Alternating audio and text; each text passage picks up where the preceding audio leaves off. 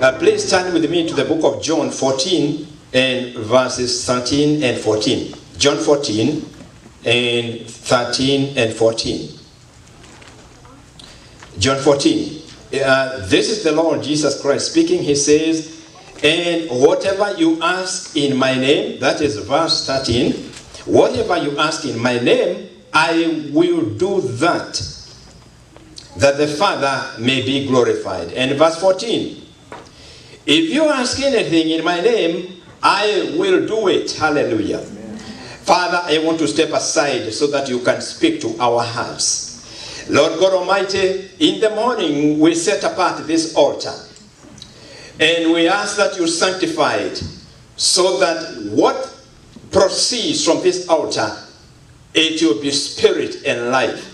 And every spirit that may interfere with this particular moment of your counsel, I bind those spirits in Jesus' name.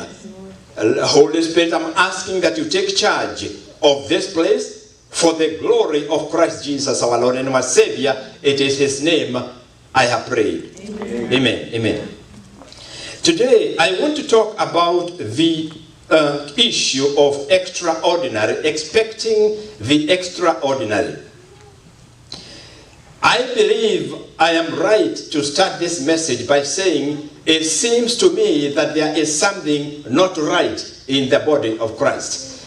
There is something that is not right in churches. And I don't mean all churches. I mean there are the majority of churches, something appears to be not right at all. Why do I say this? I say this because when people come to church regularly, they come with problems, they come with issues, and they go back with the same issues. Something is not right. There are people who have been carrying burdens. There are people who have been experiencing things for a long, long time.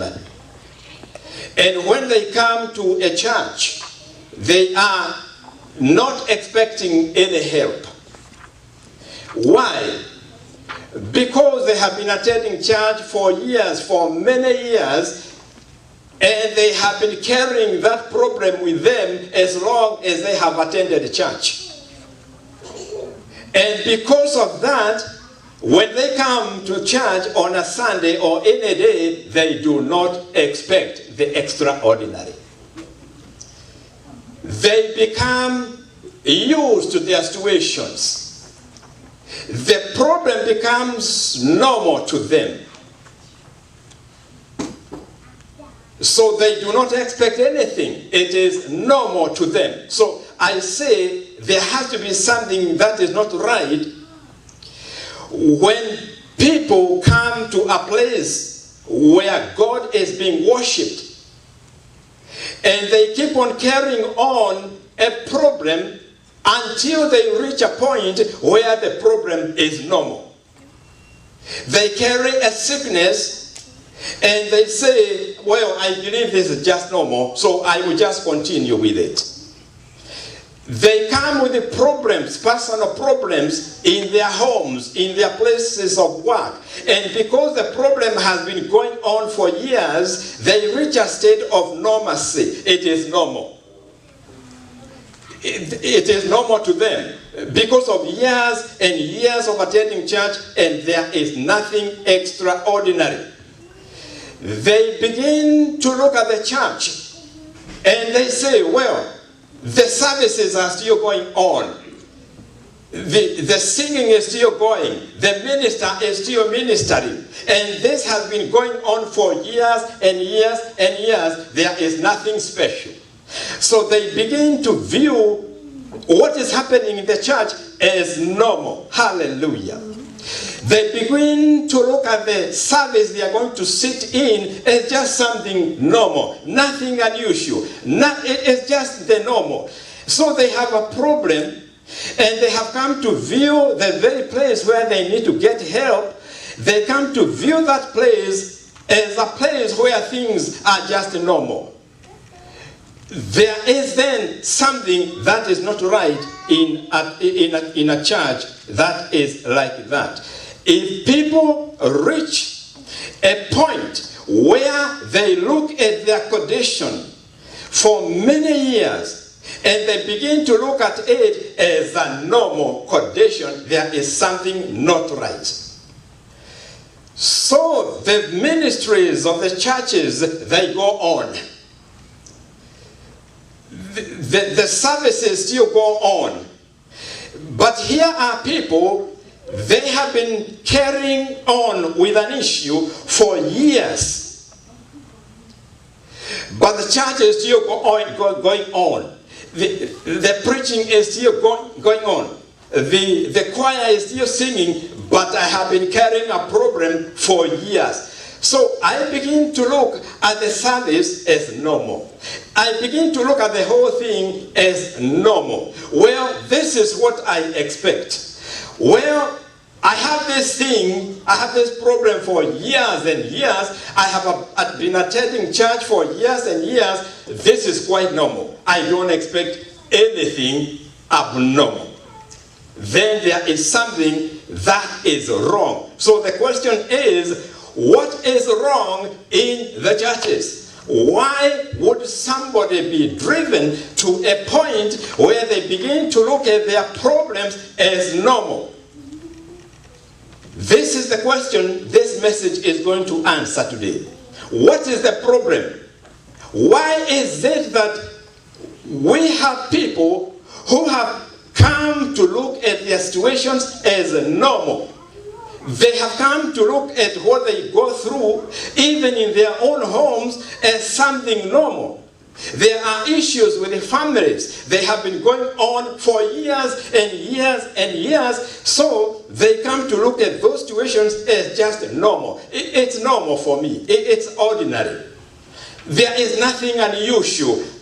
And then, the very place where I'm expecting help, I am driven to a point where I say, well, it is normal for that church.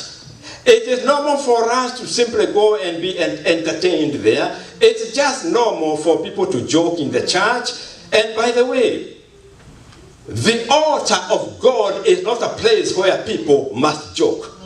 It is a holy altar. And the altar is sanctified by the blood of Jesus. We cannot afford to look at the church and think it is a place where we can come and tell jokes so that people can laugh. There are people who have been carrying burdens and issues for years, and they are expecting something from the church. But there is nothing that is coming from the church, and they have come to look at the church as ordinary. They call it normal. It is normal. So my sickness is normal. My problem is normal. What I'm going to expect in the church is normal. So what is the problem? Why is the church being looked at by people who are carrying problems as normal? Why do people come to the church? They do not expect the fire of God. Why is it that people don't come with expectation, with anticipation of the extraordinary? Why have we been driven to this point of looking at our problems as normal? There has to be a problem in the church. And this word is going to break that spirit of looking at things as normal. Hallelujah. I want to illustrate what I'm talking about with the story that is in the book of Acts chapter 3. This is the second reading. We read of a man who was born lame. Now at this time, the man was about 40 years old. Now imagine this man, he was born lame. And the Bible tells us this, that this man, they used to bring him daily to the temple, to the gate called Beautiful. Every day they would bring him there. Every day for nearly maybe over 30 years. This man would be brought right into the gate of the temple. Now, Let us imagine what was going on in the mind of this man. This man, because he was born lame, he came to a point where he began to look at his problem as normal. Hallelujah. He accepted his condition as normal. And it was made even worse because he was born with it. Let me tell you something before I go on. Just because we are born with a certain disability, it is not normal. This man came to this point where he thought, this thing is normal. I was born like this. It is quite normal. He was brought to this gate of the temple called Beautiful with one purpose. The main purpose why he was brought to the gate was to beg for money. Brothers and sisters, to this man's mind, begging for money was normal. Hallelujah. It was normal. It was the normal thing for him. He accepted it. He said, well, the purpose of my life, going to the temple gate, it is simply to beg money. And that is normal for me.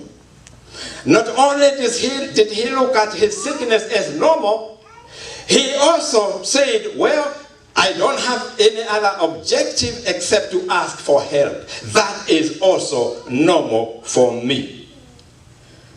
To be laid at the gate of the temple, he came to regard this as his normal. It was normal for him. Possibly, he had a particular place he used to sit. Most likely, those who brought him, they would place him in a particular place. So that place became normal for him. What is sad is this. The church was going on. The ministry was going on inside. The rabbis were still preaching inside. The teachers of the law were ministering in the church. But there was this guy, he had become normalized to his situation. And he was outside the temple, and here inside the church, the ministry was going on. Tell me, did the church not know there was a man who was lame? Oh yes, they knew about the man. They knew there was a man who is always brought there, and he was placed at this particular position to beg for money. The rabbis saw him when they entered the temple. Everyone saw this man as they entered the temple. But when the service started, it went on as normal. Everything was normal. And the church, the temple, the leaders, they came to accept, hallelujah, that it was normal for this lame man to sit outside the temple and be taken away at the end of the service. It was normal. The church accepted it as normal. It was normal for someone to be brought there sick and go back home sick. The church, the leaders, they regarded that as normal. What a pitiful condition. When the church begins to look at people's problems as they are normal, as if they are normal, and the church is powerless to do anything about it. That is the condition many believers are in. They come to churches, but their issues still continue. They go with the problems and they still go back with them. After many years of coming to the church, after many years of attending the church, they come to accept their condition as normal. And they come to accept the service that has no power as normal. And the churches, they begin to look at these things as normal. It doesn't matter. It is normal for them to continue to be sick. It is normal for them to come to the church with the burdens and they go back with the burdens. It is normal for people to joke here in the pulpit while someone has come into the church with the tears of the heart because of the issues they have been facing. They did not come to hear laughter. They came seeking for deliverance. They came seeking for someone who will understand their issues, someone who will say something to them. But we have come to this situation where everything is normal. The lame man looked at himself and said, well, I was born like this. This is normal. There are people today who are being followed by curses. They make money, but within a short time, the money is finished. They cannot explain how they used the money. And it happens every time. There are families where, when they reach a certain age and they get married, they get divorced. And they say, in our family, we get divorced at a particular age. There are families where there are curses. And they believe in a certain month, somebody must die in the family. What is so pitiful is that these families, they have come to regard these situations as normal. And they come to the church, no one is able to break that normalcy. Just like this lame man, the temple services were going on. Nobody was able to attend to this guy. It was normal. Hallelujah. But glory to God, because God is merciful. Along came Peter and John at 3 p.m. And as they entered, and they came and they stopped where this lame man was, and they looked at him, and Peter said, this is not normal. Hallelujah. This is not normal. This man has been lying here for years. He has been coming to this temple for years. But now, we have set your eyes on you. We declare that is not normal. Hallelujah. Amen. That is not normal, they said. They were telling the man, this is not normal. Even if you are born with this sickness, they told him, this is not normal. But what is different with these two men, Peter and John? They had been anointed with the Spirit of God. They were empowered by the Spirit of God. And by the Spirit of God, they could discern a situation and say, this is not normal. You see, many people may look at a person who has been born with a certain defect, and they say, well, that is normal, they were born like that. But not to Peter and John. They perceived this is not normal. They refused to accept the normal situation because they were extraordinary, because they had the anointing of God in them. Let me put it this way. All these years, this man was lying outside in the temple. Let me state it very clearly. There was none who had the anointing or the power to discern the sickness of this man and say, this is not normal. What is the problem in the church? We are lacking Peter and John. We are lacking people. Hallelujah. Thank you, God. Hallelujah. We are lacking people with the Spirit of God who can discern that the situation is abnormal. And Peter and John, they came and they realized immediately in the spirit, this is not normal. Yet the church was there. The temple was there. The whole 40 years, this guy was sick. There was not a man who was able to stop by and tell this man, man, you are born like that? That is abnormal.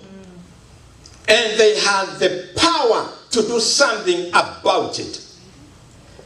Now, what did they do? How did they handle this problem? Because it is a big issue where things have become normal. You don't come to the church just for the normal things to run their course. We don't come to the church simply to hear the choir singing just normally. Oh no. When we come, we are expecting something extraordinary from the choir members. When you come to listen to a message, hallelujah, you are coming with the expectation that there is something extraordinary about that preaching. When you hear the testimonies of people, you are expecting to hear something extraordinary, not the normal. It is the spirit of normalcy that is destroying the lives of many people and stealing from people the joy they should be experiencing, not the sorrow. So we look at John and Peter and we see, what did they do? What happened? How did they deal with this complex situation where things were normal? Remember, the church was normal. The church was running that day as normal. The man was there as normal. Just the way he always sits. And of course, as he would do, he would stretch forth his hand and expect to receive. To him, that is what he expected. That was his normal. I am teaching you, hallelujah. I am teaching you to rise up to expect more than normal. We cannot be expecting something below our standard. And this man was so used to expecting the normal, he simply put out his hand for the gold and the silver. If you look at the program, at the bottom, there is a writing there. Give me the gold and the silver. Let me tell you, the Lord wants to give us more than the gold and the silver. Amen. Hallelujah. How did these two men handle this situation where everything was normal? They came to a place where there was no excitement, there was no fire, there was no anointing. Everything was normal. The preaching was normal. They expected the reading to be read as normal. And let me say this. People who read the word, the first and the second lessons, please do not take it for granted. Let it not be normal. And we people, as we sit to listen to the reading, let it not be normal. Let it reach us. If we open our hearts, we say, Lord, we are going to listen to that reading. Let nothing be normal like it was for this man. How did Peter and John handle this state of normal things? How did they break through? How did they destroy this yoke of normalcy? The first thing they did when you read the story, Peter and John, introduced the name of Jesus Christ of Nazareth. Hallelujah. When Peter looked at this man, and by the Spirit of God, he discerned this is not normal. Now listen to his words. He looks at this man, he says, look up at us. And the man was expecting the normal. What was the normal for this man? Money, the gold and silver. Oh, hallelujah. When a man or a woman of God stands here, what do you expect? What are you anticipating to receive? Is it just the normal? Is it just the ordinary? No, we refuse that. We have asked the Lord, when he puts a man or a woman in this altar, we expect to receive from the throne of God. Hallelujah. Amen. So this man, when he was told to look up, he said, well, here is an opportunity to get maybe a little more money. And you can imagine when Peter told him, he began by these words, we don't have the money. Can you imagine how this man sank in his heart? Why? Because it was normal for him. He did not expect anything else. It was normal for him, the silver and the gold. It was like saying, Peter and John, give me the silver and the gold and go your way. But Peter added something special that I want to share with you by the Spirit of God. Peter said, I don't have the money. But what I have, I am going to give you. I did not come here empty-handed. Yes. I did not stop by empty-handed. I did not stop by to simply converse with you. It is not an ordinary conversation. I did not stop here by my own stopping. It is by the Spirit of God. Hallelujah. There are times that the Spirit of God can stop you somewhere. And he can direct you to speak to someone. And the words you speak, they become the healing power to the person you speak to. Or there are times he will stop you. Yes. But we have to pray that when we are stopped by the Spirit, we have something to give. Peter said, I don't have the money, but I got something for you. And he said this. And mark the way he speaks. He says, in the name of Jesus Christ of Nazareth, rise up and walk. I want you to mark those words because they are special. Here is the introduction. Here is the secret. Oh, hallelujah. Hallelujah. Here is the secret of breaking that which is normal. It is the introduction of the name of Jesus Christ of Nazareth. That is where perhaps the body of Christ is going wrong. We are missing out the very name in which there is power, there is salvation, there is everything, there is deliverance. Once we miss out on the name of Jesus Christ of Nazareth, there is no achievement. Nothing can be done without this name. And Peter and John immediately introduced the healer. Immediately they talked about the Savior. He said, in the name of Jesus Christ of Nazareth, rise up and walk. That is the first thing we have to learn. We have to begin introducing the name of Jesus Christ of Nazareth. Hallelujah. The second thing that they did, they put their faith in the name of Jesus Christ of Nazareth. Peter says later on in verse 18, he says, by faith in that name, this man is made whole. He said it is not us, it is not our godliness, but it is by faith in the name of Jesus Christ that this man is made whole. That is the second thing. Not only do we introduce the name of the healer, the name of the deliverer, the name of the Savior, we also put our faith in his name. Thirdly, and this is where perhaps there is a great failure and misunderstanding. When we say we put our faith in the name of Jesus Christ, that is not the end. The third step is to put into action our faith. Hallelujah. Listen to what Peter tells this man. First he put forward the name of Jesus. Then he puts his faith in the name of Jesus. Thirdly, he takes the final step for victory.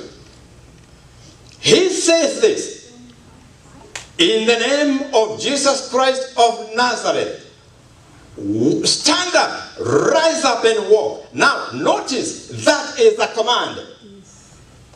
Oh, brothers and sisters, Peter and John did not begin to pray for the man. Peter did not begin to pray and ask, Lord Jesus, I come before you and I'm asking that you touch this man. I'm asking, Lord, that you release this man. No. When you are putting your faith into action, you don't pray. You command and you bind and you loose. You do not pray because Jesus said, I've given you the power to bind and to loose. This is where we have a problem. We do not command. We do not bind. We do not loose. We are still asking the Lord, Lord, we bring this thing before you. We are asking, Lord, that you intervene and do the needful. No, that is not faith. Real faith takes action. How do you know that I have faith? It is when I command in the name of Jesus Christ and it is done. It is the command. If we fail there, we will always fail. That is why there is no fire in churches. That is why there is this spirit of normalcy, because there are few Peter and John. People who are willing not simply to pray. I want you to be very clear about that. These two people did not pray about the situation.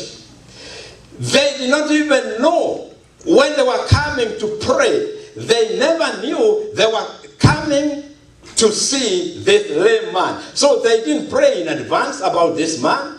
What happened? They took the name of Jesus Christ. Then they put their faith in that name, and to prove their faith, they acted.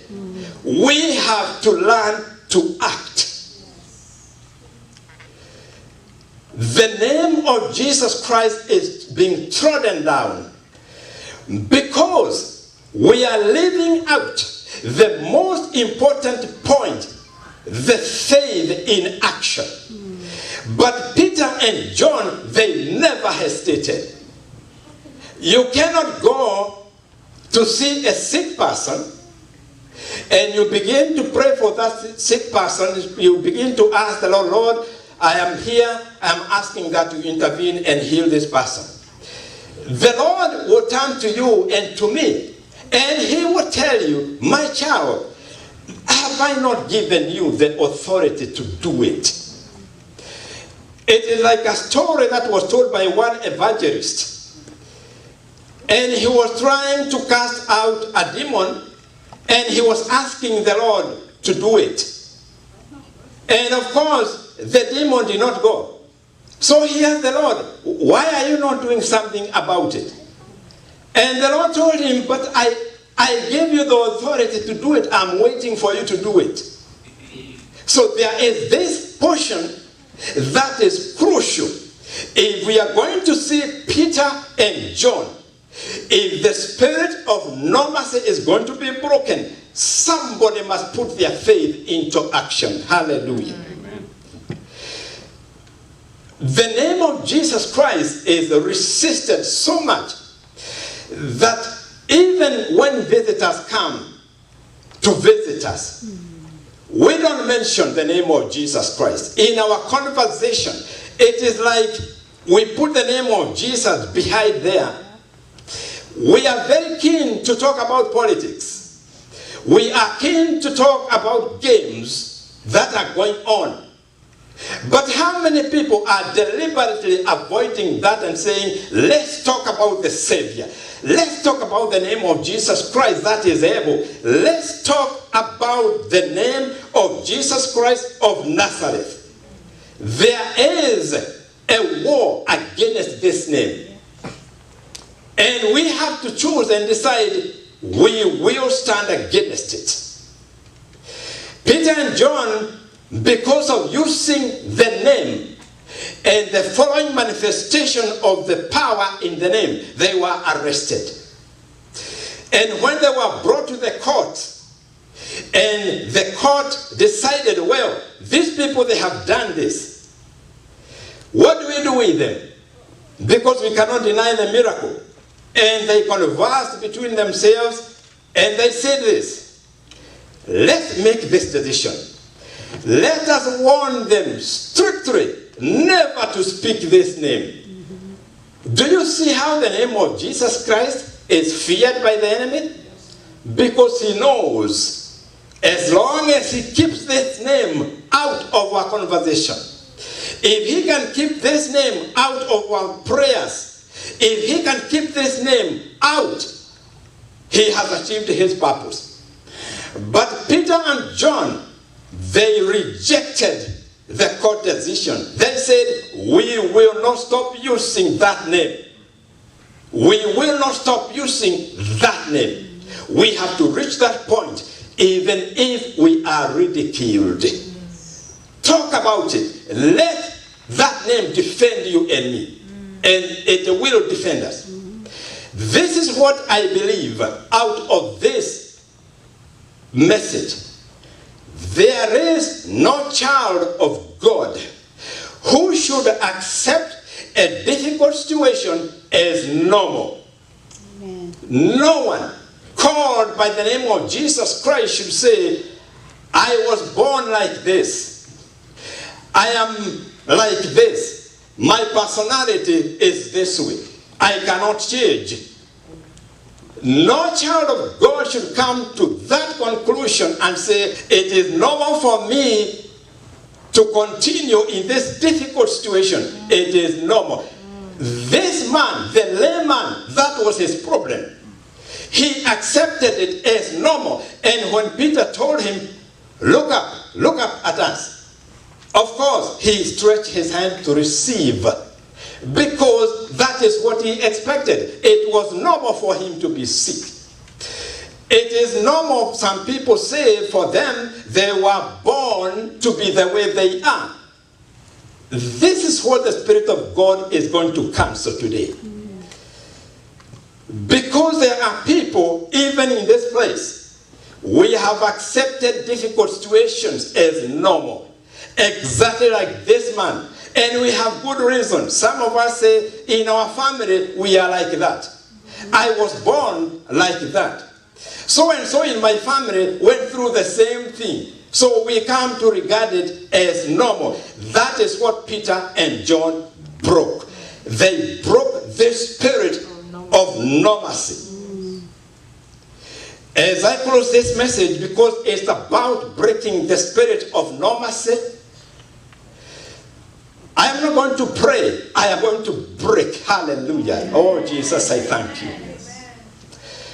I don't know what you have been sitting on, or what has been sitting on you for years. And you have come to regard that situation as normal. You just expect it. Many troubles between spouses, they have been accepted as normal. Oh, my spouse is always like that. My child is always like that. Today, we reject that spirit of normalcy. Everything that has oppressed you, and you have come to look at it as part of your inheritance, that it is part of you, it is normal, we are going to ask the Lord, as we break that yoke, to deal with it. Because that is the purpose. That is the purpose of you coming to this place. You do not come to this place to be entertained or to hear how well the speaker is speaking. I really hate this idea where people say, oh, he spoke a very wonderful message. If the message was so wonderful, how has it changed you? If the message has not done anything in your life, it was just a beautiful message. I refuse to preach a beautiful message, but I accept to preach a message of life. Amen. So you don't come here simply to hear oratorical skills of anybody. You don't come here to listen to a trained choir. We don't, oh hallelujah, let me not go there. But we don't train the choirs to sing for God. We sing for God out of our hearts. That is why you see some people when they begin to sing to God, because they are not trained as the choirs are expected to be trained, they begin to break into tears. And once they begin to break into tears, the anointing begins to touch the listeners. Oh, we are not after a trained choir.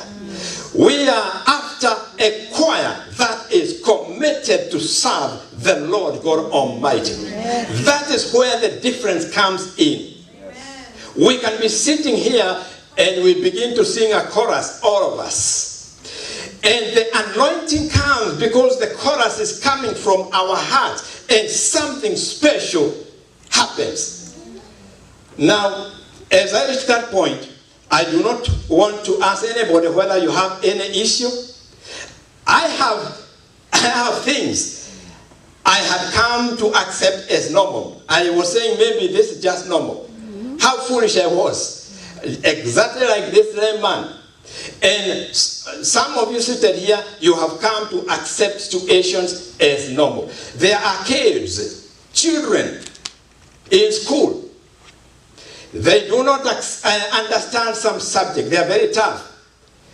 But we parents, we come to this point, we accept it as normal. Maybe this child is not meant to go that way. That is not normal. With the eye of the Spirit of God, that is not normal. Our children are supposed to be bright. Yes. That is normal. Amen. But not to be the tails. They are supposed to be sharp. Yes. That is the extraordinary. They are supposed to be extraordinary. So we don't accept that they cannot do well. We cannot accept the idea that they are going to be somewhere at the bottom there when the numbers are laid out. They are somewhere down there. No, we refuse that. These are the things the Spirit is telling us. We have to break out of that spirit of normalcy. Let's bow our heads and pray. Whoever you are, whatever it is, and those who are listening by way of YouTube, this is for you. There are many issues. You are facing some difficulties. It may be in your family or in your personal life, or with your spouse, or with your children, whatever it is, it has been lying on you for years. In the name of Jesus Christ of Nazareth, I command that spirit of normalcy to be broken now in this name of Jesus Christ of Nazareth. I put my faith in action and I command everything that has been against you, that which you have accepted as normal, I break that spirit.